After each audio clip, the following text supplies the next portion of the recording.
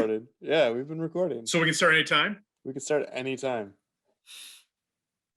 And hello, everyone. Welcome back to another episode of Road Shows and Stuff. I'm your host, Doug McLean, with my partner in crime, Frank Mancina. punctual as usual. Frank, good to see you. Thank you. Likewise, Dougley. How are things in Saskatchewan? Windsor, Ontario, they're doing pretty good. They're doing pretty good. How about you in Washington, D.C.? Detroit, Michigan, but doing very well. Thank you. Beautiful. Frank, today we're going to talk about where the industry's headed. Mobile experiential marketing, road shows, some changes that we've seen recently to vehicles, program types, methods being used for marketing, various other aspects. Going back to the history, really, where it all started. Was a program in Canada, actually in the late 60s, if I'm not mistaken. I believe, it was for Canada's 100th anniversary. Okay. So probably one of the only examples I could kind of find for marketing purposes. Yeah. For road shows. So what they did is for the 100th anniversary, they traveled around. It's called the Confederation Caravan. And it traveled around the country, and it had the latest and greatest technology at the time, which were, interactive mannequins. And, can you Google that? Does that exist on Google? Are there any records of that? You can. I think, I don't know if there's any videos or anything like that, but there are a couple articles on the Confederation Caravan. So no kidding. Because like we talked about before, you and I, like mobile's always existed, right? To some extent or in some capacity, whether it's been like food trucks, mobile theaters, things like that, but nothing used specifically for the intention of marketing or product promotion. You could, like, one of the most famous examples is that Oscar Mayer Wiener. Oh yeah, sure. Truck, yeah. Right. So, I don't know how long that's been around, but that's been obviously that's a good point. Marketing purposes. Yeah. That's been, did they do like retail out of that? Did they sell hot dogs? Or was that purely like, I'm not too it would sure. coincide with a store opening or a grocery store launch or something like that? I'm not sure. Good example.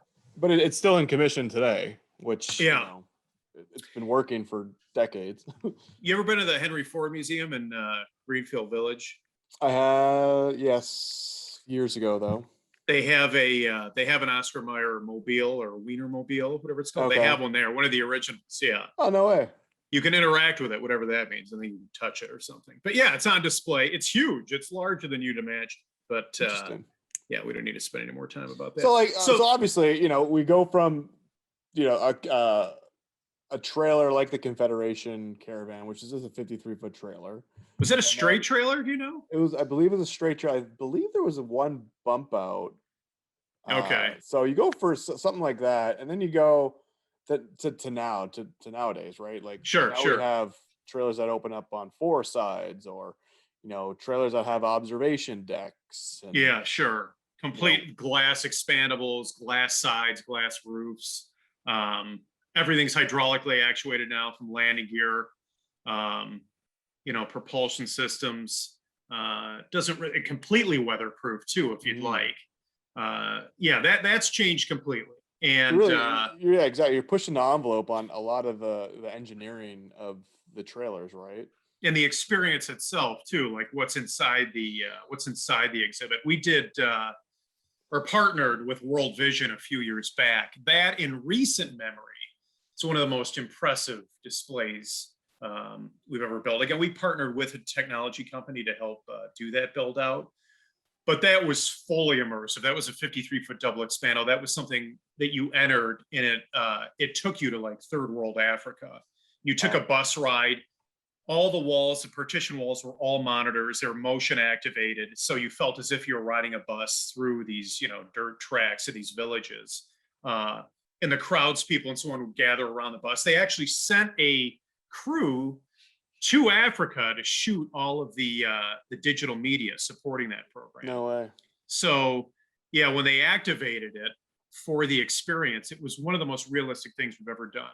They had to highlight, the difficulty to get fresh water. They had a 50-gallon jug of water, and you could lift it up to see how heavy it was. They had video of people that had to lift these things and carry it on average like a mile Wow. and a half a day or something to get fresh water to bring it back to their village for bathing and cooking and everything else. New program we've just done. We allowed to mention the name? Yeah. For No, the well, are you talking about the LED screen? yeah, for Well, I'll mention a different program, not for that same client, but for a different okay. client who, they want an LED screen, so we put one on the exterior of the trailer. Oh yeah, okay. So that was, it actually helps for creating events, right? So Yeah, this sure. group wanted to create events on the exterior, so utilizing the exterior of the trailer and having an exterior LED screen which had a canopy that opened up, so we created a Yeah, cavity. So now you're sure. creating a socially distanced experience at a particular location. Yeah. So they're not only they have an experience on the interior, but they're utilizing the exterior as well. Yeah, sure. For a larger footprint, draw a larger crowd, some exterior elements that, attract attention. But yeah, back in the day, in the infancy, you'd have more static displays supported here and there by a monitor, maybe. Whereas nowadays, going back to something like World Vision or, other programs we're currently working on and have currently launched, I mean, you have full, augmented reality, Yeah. VR, you can go around the interior with goggles and using iPads to watch, pre-canned videos on things that you're interacting with. So it's impressive. Yeah, the days of a static museum rolling from town to town, showing you how a pair of pants feels or something. Yeah. And plus you have pretty much internet connectivity anywhere in Sure. the United States. Although the one time we were in Newfoundland, Canada, heard of it. St. Mary's National Park. I think it's a national park, but it was like one of the only places we've never had cell service. We were like right off, like next to us was the Atlantic Ocean, but we pretty much have internet connectivity anywhere. Yeah, sure. In the country. Yeah, I think we had a flat tire once in Montana though, years ago, and there was no cell service. But I think we were able to link into the space station, which then relayed from Cape Canaveral to our Madison Heights headquarters. We had a flat tire. Technology. Yeah. So, but I think we, what's going on? What do you think is going to happen in the future? Where do you think we're going here? I mean, I don't know. I mean, it's evolving, which is nice. It's evolving at the same rate and at the same pace that consumer commercial electronics are. So anything that you have in a household, anything that you have in a business can be incorporated into a mobile environment. And that's important because I don't know what the term is, the robustness of the technology didn't lend itself well to like heat cycling and running thousands of miles a week. But now it's dependable to the point. I mean, our family still has a Gen 1 iPad as an example that still works perfectly, So technology is dialed into the point that that anything that's being introduced now can be incorporated into a mobile environment because everything is mobile now. And like you said, with connectivity, I mean, almost anything can be accessed at any time. So the only other... go ahead, Doug. Sorry to cut you off. No, I was saying the only other changes that we've been seeing now are in, propulsion systems for the trucks themselves. We dabbled in biodiesel a few years back before that went off the market to power our tractors. But the power units themselves for the experiences, the generators that we've been using, we're slowly now starting to see that, that conversion over to green power, to lithium ion generator systems or whose focus, I should say, is to charge the battery, which then powers the exhibit at a much lower rate. So if you're on the battery system for say 5 hours, and it runs out, the generator will kick on automatically. So yeah, exactly, to cap it off. It's similar to hybrid technology you've seen in cars, like Chevy Bolt or any other hybrid car that runs off of a battery but has a backup engine as a generator. It's the same system. So obviously your carbon footprint's reduced greatly. The materials we're using for building, same way. Back in the day, almost nothing that was used could be recycled. Nowadays, my God, walls, flooring, ceilings, everything, almost everything can be repurposed. And if it can't be repurposed for a new exhibit, it can at least be recycled in a way that's, far more eco-friendly than just throwing it in a dumpster, taking it to a landfill somewhere. Yeah, and even like we're trying to work in the solar aspect too. Yeah, right? sure. Whether Dabbling in that's, that. we've been working with some groups across North America just to, what are some different ways we can, to your point, offset our carbon footprint? Whether Sure. that's, using the generator, half the time Yeah, before, anything Yeah. really. So you I look think- at Tesla, they've been developing an electric powered tractor now for about 5 or 6 years. That should Yeah. be hitting the market within the next 24 months, the most recent thing that I've read, and that'll be a complete game changer. Mhm. And that'll lend itself incredibly well to mobile, I think. Freight for shorter duration trips within a smaller radius around a city, perhaps, but for mobile market, it'd be tremendous, especially if you're Yeah. stopping for a certain amount of time, you can recharge the tractor. The ultimate goal for us, I think, being, a zero emission tour. No, I agree.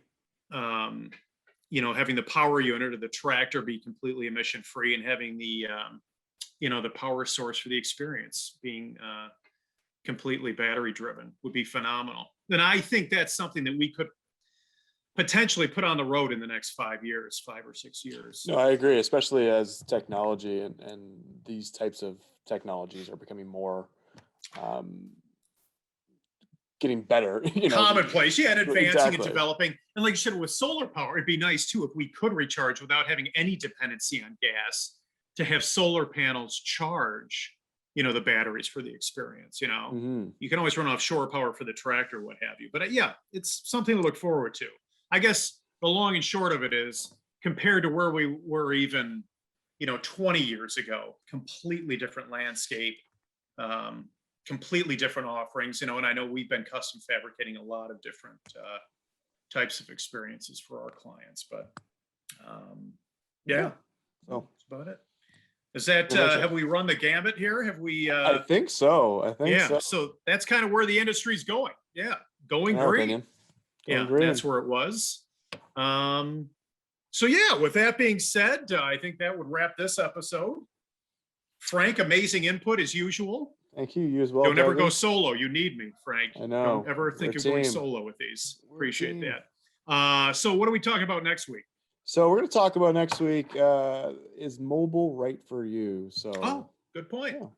Yeah, for your those who company you are got on the fence, maybe? Yeah. exactly those who are on the fence, want them to learn a little bit more about mobile and what if it's right for you, if it's not right for you. So Sure. Yeah. Or how it could potentially help you. You got a product, you have a message. How can you put that into a mobile environment and make it successful?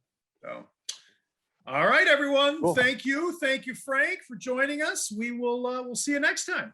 sounds good. Take care. All right.